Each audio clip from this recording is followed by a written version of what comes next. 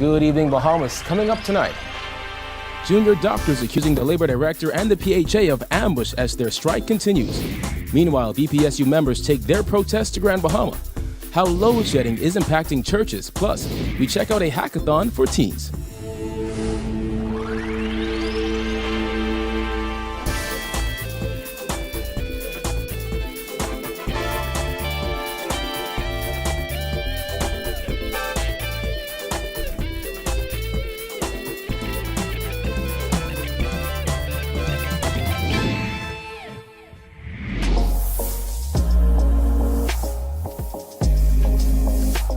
Our News is brought to you by Alive. Welcome to Our News and thanks for joining us. I'm Kyle Joaquin. A junior doctor strike will continue into the weekend. Members of the Bahamas Doctors Union have accused the Public Hospitals Authority of ambushing a scheduled meeting between the BDU and Acting Labor Director John Pinder today. Jared Higgs has more. Bahamas Doctors Union President Dr. Millicent Bassett says her union had a scheduled meeting with John Pinder, that's the Director of Labor, on Friday morning. However, she says that when she showed up, she saw officials from the PHA and the Minister of Health. We were quite shocked that they sought to crash this meeting and to sideswipe us with a pairing. Bassett says the purpose of the meeting was to hand over documents that were requested by Prime Minister Dr. Hubert Minnis following a meeting with the union on Wednesday. The union president slammed Acting Labor Director John Pinder, who confirmed to Our News that he did not let the BDU know that he had invited PHA officials to the 10 a.m. sit-down. It questions Mr. Pinder's credibility if he can't maintain a clear order in terms of, I want to meet with this side and that side, and then we come together. That is what we expected. Our News caught up with Health Minister Dr. Dwayne Sands as he exited the Department of Labor. He says they expected to have a meeting to bring the matter to an acceptable closure. When asked what he thought of the doctors' union's characterization of the meeting as an ambush, he gave this response. That's a very strong word. I don't know how that could be possibly the case, since the expectation was, and we prepared for a meeting at 10 o'clock this morning, headed by the Director of Labor. Pinder says he invited the PHA because only they have the power to resolve the doctors' issues. Sands, on the other hand, was asked if, to the best of his knowledge, the BDU knew that PHA officials would be present. I can't speak to that, okay?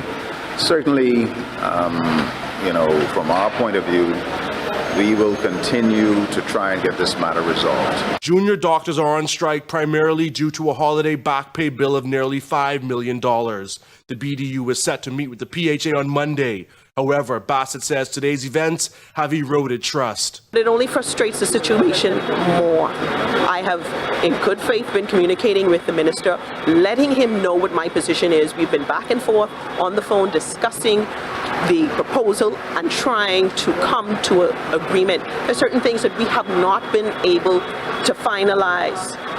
This isn't the way you do good negotiations. In a statement released on Thursday, the Public Hospitals Authority said services at PMH have been reduced to emergencies only due to industrial action by the BDU. The PHA said it deeply regrets the impact of the strike on the delivery of health care.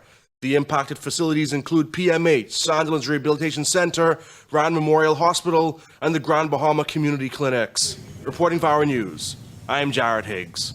Well, the BDU president also slammed critics whom she says have been spreading propaganda in an attempt to paint doctors in a negative light.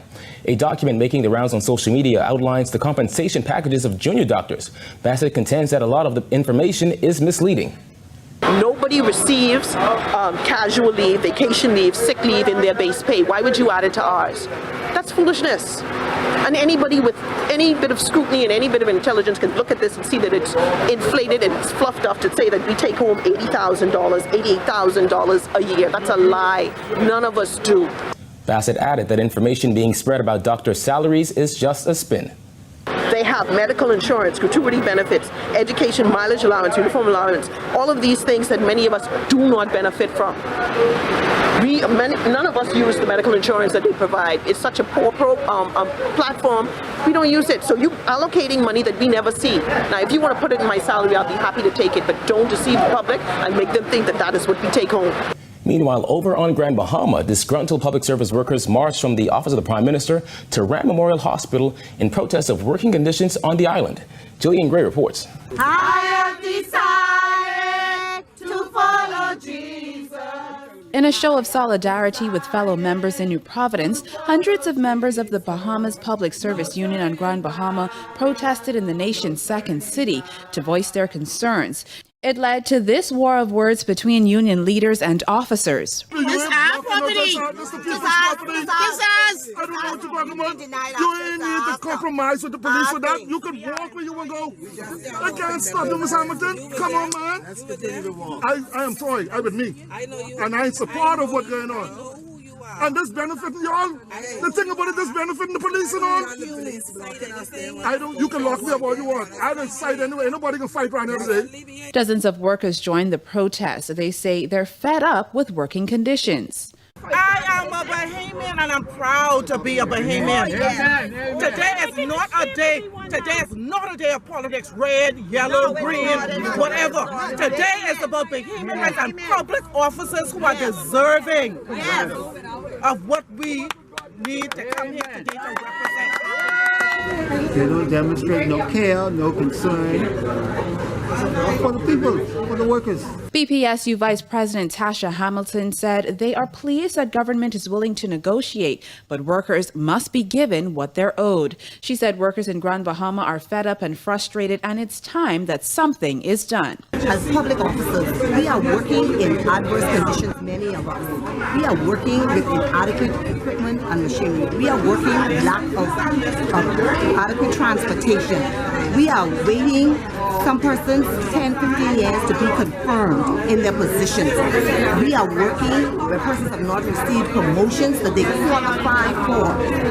And so enough is enough. We are frustrated. Protesters marched from the office of the Prime Minister to Rand Memorial Hospital as workers there walked off the job. Trade unionists argued that working conditions at the hospital and the entire public sector are deplorable. Post office, where workers are still for years working without air conditioning.